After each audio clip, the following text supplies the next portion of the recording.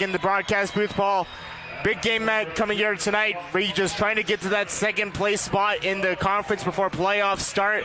Cougars can't really mathematically get into playoffs, but just trying to play to spoil the party here tonight. Yeah, Regis has had a great season so far. They probably have two of the best wins in the RMAC with wins back-to-back against Colorado School of Mines and MSU Denver. Now they're tied in that second spot with MSU Denver, knowing that most likely CSU Mines, it will be held in Golden, Colorado if it does get to a Final Four, so it will be within the city. But the matchup that you want to have that 2-3 slot instead of falling down all the way to that 4 spot where you have to play Mines in their first game in the semifinal. So this is a really big game. You got to make sure that you don't slip out, and in order to do that, you got to win this game here against the Cougars. But for the Cougars, again, just like the women's team, you got an opportunity to play spoiler and kind of give them a little bit more pressure going into the last game of the season with the Rangers. The top of the kit. Horn has room, gets in the lane, gets to the rim, gets the lefty layup. Yeah, low man wins all the time. Horn was low on that post. He's standing straight up on the defense, just not get set. Goes off him on the left side, easy lay. Three-pointer on the way. Oh my goodness, backside. Lane coming out of nowhere. And Lane has been a factor on that baseline. He's been roaming it, whether he's the one to facilitate or play make right there. He's opportunistic with his high hands and finishes it with nobody putting a body on him. Down now. Back up top to Bradley Land. He's going to drive in. Wow. And gets the layup. You know, one thing I don't think that doesn't get talked about as much is his touch around the rim. He's got great touch. That's not an easy shot, going over the outstretched arms and then trying to lay that on the rim soft enough for it to get a double bounce. 5 on the shot clock. Wells takes a look, gathers, 3, count it. Wow, and he looked at the other side of the court, knowing the time on the shot clock. 5, just did a little 1-2 dribble sidestep, knocking it down.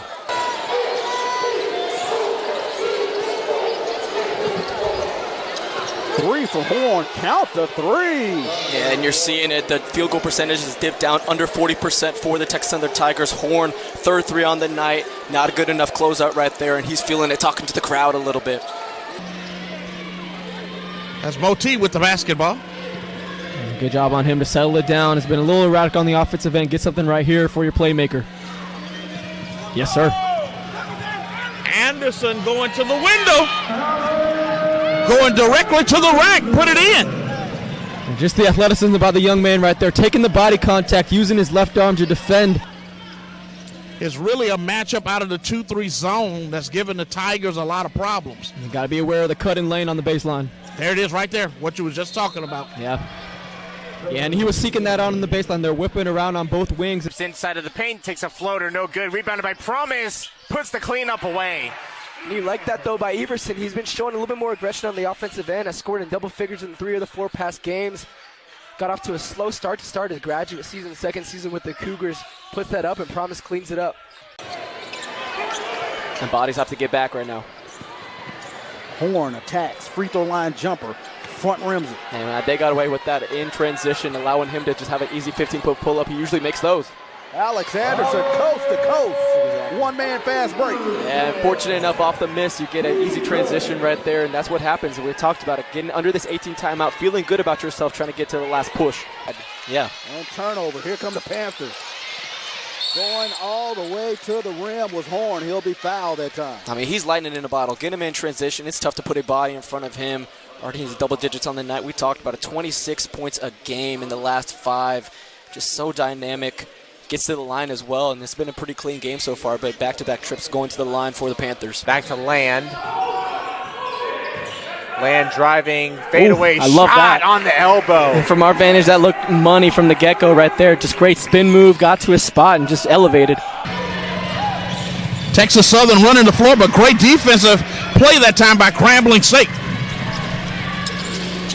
Lane thought about the 3. Will pull up from 8 feet, knocks it down. Yeah, that's a great sequence by Lane. He was the one that got back in the recovery, getting that steal in transition. Found him on the left side, step back, nice 15-footer. Mayo Harmon.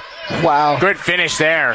And, I mean, he has so much power. It's kind of deceiving with this frame that he has right there, but you saw in the previous 2 plays that he wants to hit the roll man right there, but he just puts his body right into his defender and just gets an easy layup. Possession right here defensively. Oh, no. Tapia, 3 on the way. That's good. No. Every single time. And like I said, Gordon, the defense is collapsing on the drives to the paint, which leaves wide open shooters to the corner, and that's not a shooter that you need to leave wide open with Tapia hitting his 8th 3 of the night, tying a season high. Pass down low to Great Kevin, pass. and Riker gets the finish.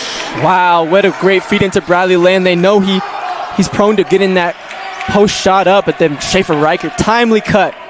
Only down by 7. If you will, a Prairie View as they break it with ease. Horn challenges Posey, gets the layup. I mean, nothing more Posey could do. He went straight up vertically, but Horn is so explosive in transition, taking that contact, staying up in the air, easy finish. So Horn working on Mortley, and Mortley called for the foul. You know, for the totality of the game, he has been probably playing the best defense on Horn, but right there, getting too much in his body space. That's right in front of the officials. They're going to call that anytime. Clear some space. Huge free throw right there by Posey, 76% on the season. And another chance, if you do get a make, you get to set up your press, try to create a turnover. I don't think it's time enough to start playing the fouling game. So maybe just 1 or 2 more possessions where you try to play out the clock. You know that Prairie View is going to drain that clock all the way down, but you got to complete the stop and hopefully get something on the offensive end if you're the Tigers. Take a 3, no good. Rebounded by Idiaru. Riker now will take an attempt. That one's good. Wow. Nothing but net. Tie game. You know, the previous shot by Riker didn't look good coming out of his hands. This one looked pure right off the jump. Tied ball game. Cougars battling. Everson near side looking for a screen option. Oh, he's going to take this. Everson. He's going to take this. Crossover. It's 3 attempts. Yeah! Jake Everson! Give him a Michelin star because he is cooking! Timeout Cougars!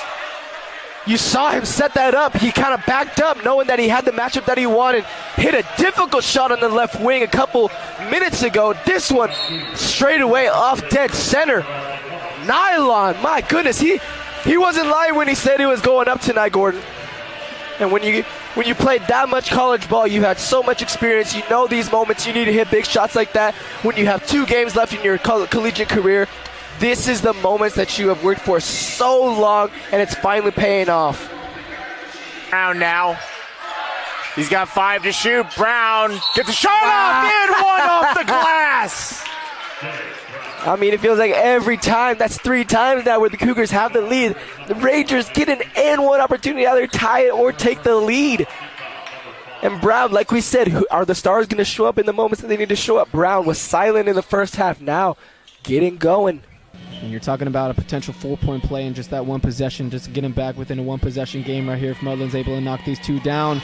And with 6 minutes left remaining, it just becomes much more tighter and much more potent for both sides to execute on both ends. Texas Southern has been having good ball movement on the offensive end. They just haven't been able to hit some of these shots, and that's why we're seeing the Grambling State Tigers come back and get into this ball game. And if you're Texas Southern, you have to remind yourself you're still in control of this basketball game. 100%. Grambling will have to fight for everything that they will have to fight for just to win. 100%. And you've dominated almost every minute of this second half besides the last minute and a half or 2. But Grambling State having a couple of chances at the line and brought him back in this ball game.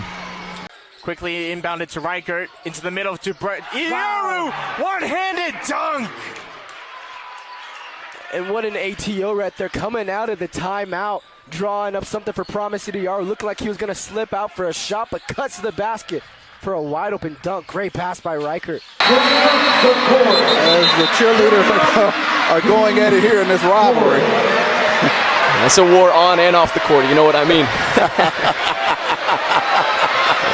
There's a lot of pride within these schools just being in this area. You know the pride and the pageantry with these 2 schools just being just a couple of miles apart.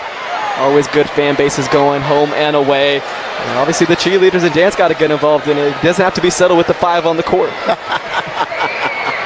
So Wells misses that free throw. Huge miss on the 101. Back to the game, Charles. Back to the game. Here we go. Satarius Mortley in the lane.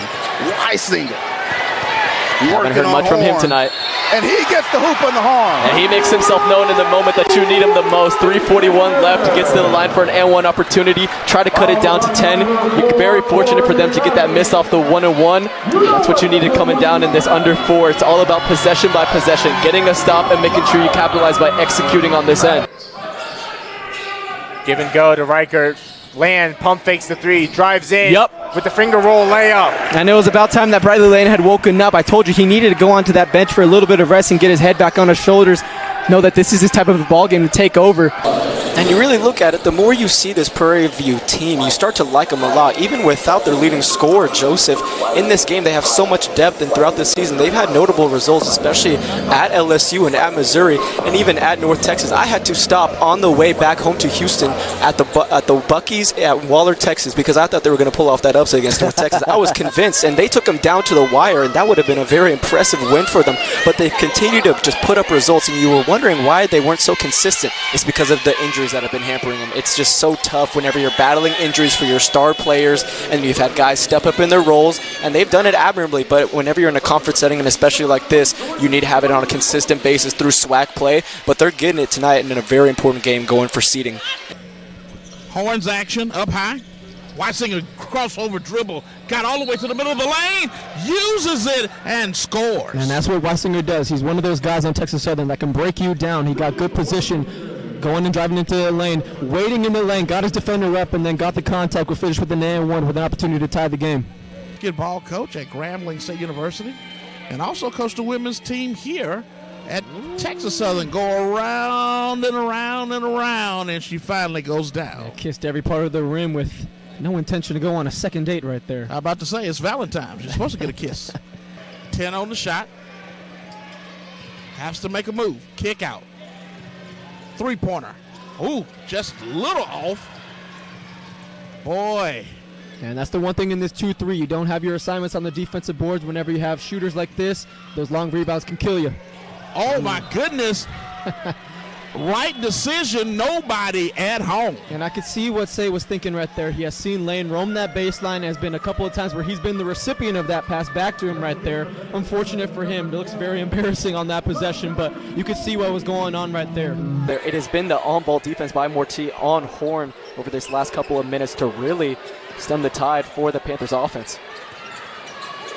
Bryce Roberts for Huge. three. Count the three. Huge, just coming off that screen, fading away. He likes that shot off the right side. Up until about the 14-minute mark in the second half. And if Texas Southern is able to come out with the win tonight, we will be looking back at that 6-minute stretch that extended from the end of the first half going into the first 5 minutes of the second, where they hit 6 of their 7 shots to start the second half, big-time threes.